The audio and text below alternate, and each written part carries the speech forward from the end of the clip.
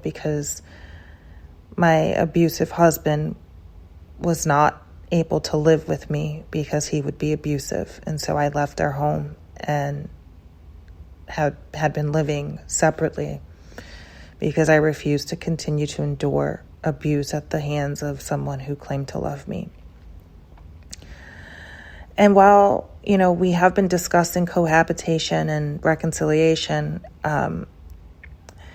I know that that's not something that's going to happen overnight if it happens at all, which I strongly doubt. But I said to him, "Are we planning to move back together anytime soon?" And he's like, "No, not that I can think of." And I'm like, "Well, so yeah, I do plan to continue to have separation support because that's related to the housing, that's related to our marriage, that's not related to my compensation at work." And he seems to always conflate the two when it's convenient for him. Last year he paid my separation support through the business so that he wouldn't, so he'd be able to write it off as income. And that also helped me so that I could purchase my home that I purchased at the end of last year, the home that I thought I was going to be moving to in the Midwest, which was just not a good idea. I don't drive and I don't really know anyone in the Midwest, and that didn't make any sense. I was literally just trying to make sure I wasn't going to be homeless again. And then I had some type of income generating asset that I could live in. It was a multifamily. It is a multifamily. So I have that property, and it was helpful to show a little bit more money because my income was so low for me to qualify for this property. So I noticed after that happened, after I had just very gingerly asked, I wasn't too aggressive about it, but just kind of assertive. His mood changed. He became grouchy and short, and then I knew that we were in the process of hiring an associate to join our team, and I asked him how that was going because he wasn't really keeping me in the loop, and I kind of fell back on that because I just, he was just giving me the vibes that he really wants to run the company and he wants to assert his control. And I'm happy to relinquish that because I wasn't even making enough money to really be someone to care enough. I was happy to just play a role of support at this point as long as I'm compensated justly. So he proceeded to tell me that we weren't going to have enough money to hire someone, as if it was, of course, because I had the audacity to ask for more money in my compensation. And I told him, "Well, how is that possible? Didn't we take in money from an investor to help us?" And he's like, "Well, all that money is for this." And of course, I don't touch the money. I don't have access to the bank accounts for the company. I don't have a card. He's very much, he does whatever he wants with that money, and I just don't even see the statements. And so he proceeded to tell me that the $300,000 we got as a cash infusion was somehow not going to be enough to carry this new person who was not even going to be a third of that in salary. And so I let that go. I figured he wanted me to kind of poke and prod, and I was like, nope, he's just trying to make me feel as if this is my fault, that we will not be able to afford this new person to come onto our team. And so I said, well, we'll figure it out. If we can't afford her, I can take on her work. It's fine. And I kind of left it there. And of course, his mood went even lower because I don't think that was the response he was anticipating or looking forward to. And so when we were done with brunch, he drove me back home, and he just was very sour. And I asked him if he was okay, and he's like, "Yeah, I'm fine. Just got a lot of things in my mind." And I was like, "Okay, well, thank you for brunch and have a good day." And that was the first later that day was the first time he apologized to me for being snappy, and this became a pattern of behavior since I've been back, has become a pattern of behavior where he's invited me out, we've done something together, and his mood has just been so intolerable and uncomfortable that he feels the need to apologize afterward, but yet he continues to do the same thing.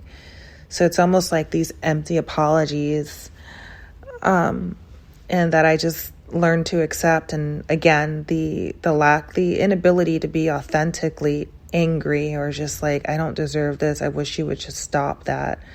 Stop apologizing if you're going to continue to do it.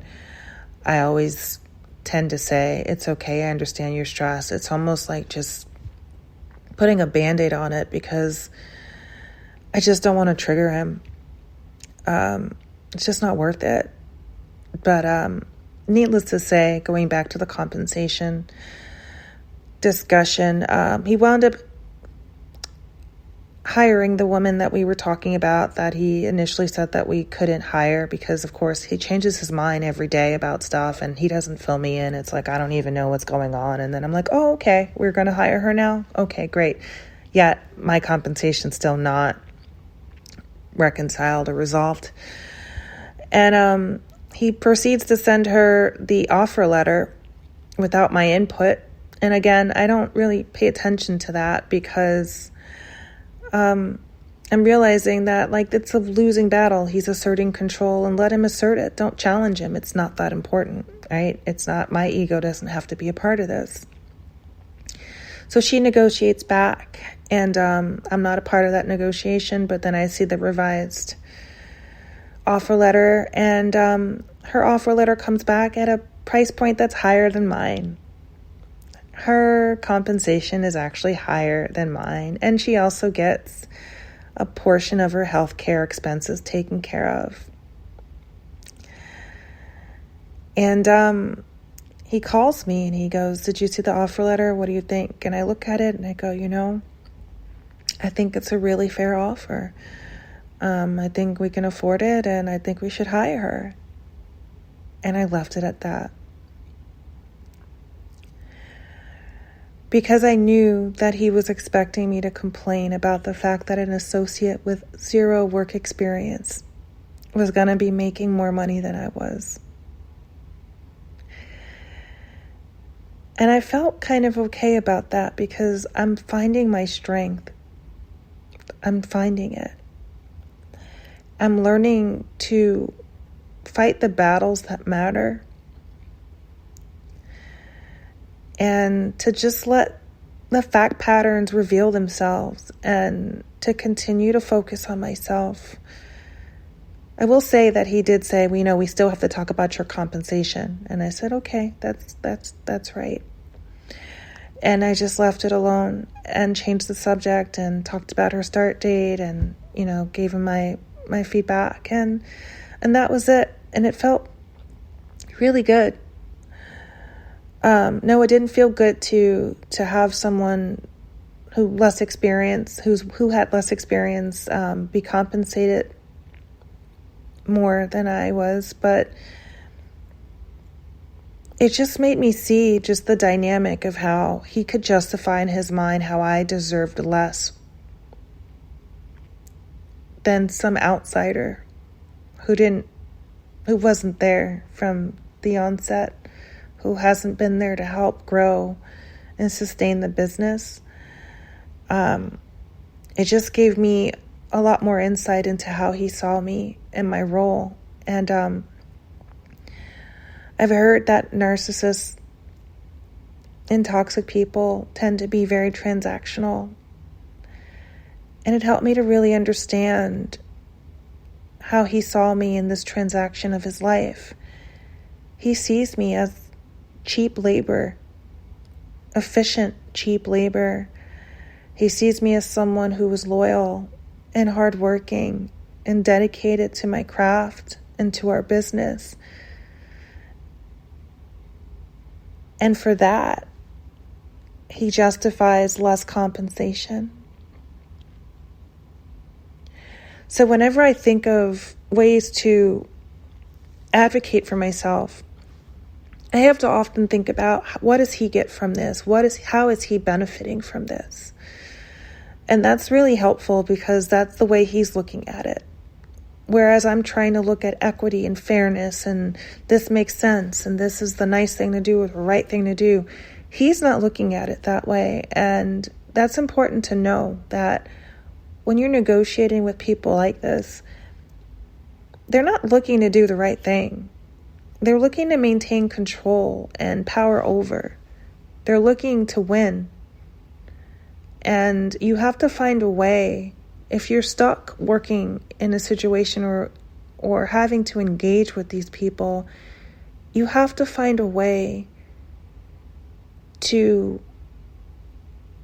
put the perspective to place yourself in their shoes and see how this will benefit them, and be able to articulate that in a way where you don't make it so obvious that you're trying to appease them.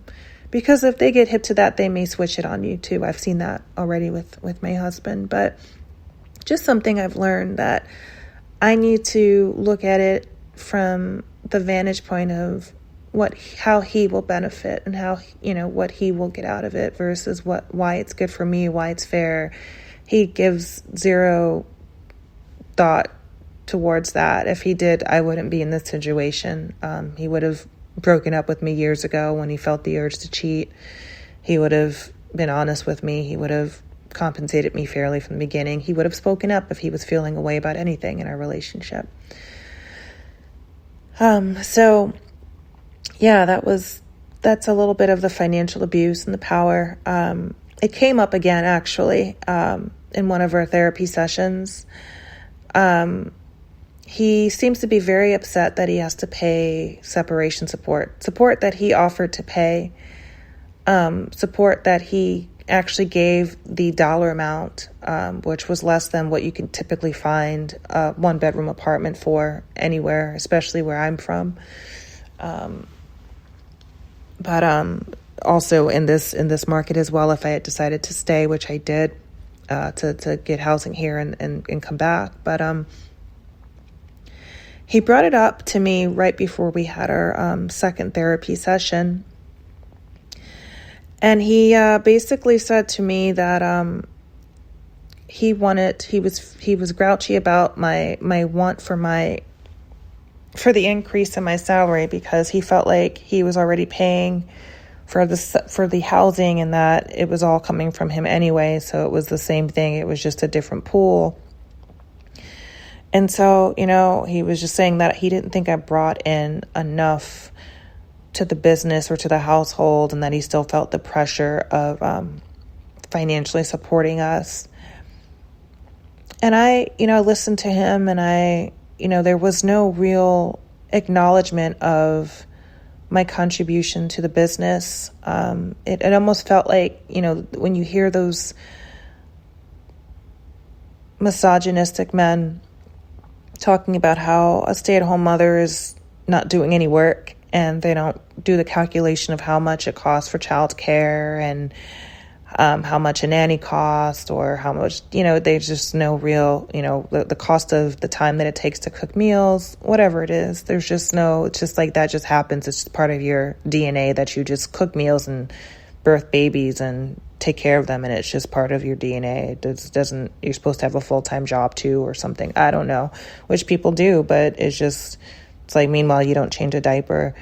But, it's kind of the vibe I was getting from him. And so I said to him, hey, we have 3 options. I can get another job and work for someone else and definitely bring in more money, and then you'll have to replace me. But I'm assuming my replacement will cost a lot more money than what you're paying me. Or we cannot give me an increase, and I can continue to work for this and try to bring in more money to the business if that's what you want. Or you can increase my compensation, or add me to the business so that I'm a true equity partner and I can feel like I'm getting some upside to this lower compensation. And like those are the options I think are fair. I don't think that my housing should be conflated with my compensation for business. Those are two distinct things. One's a marriage and one is a business relationship.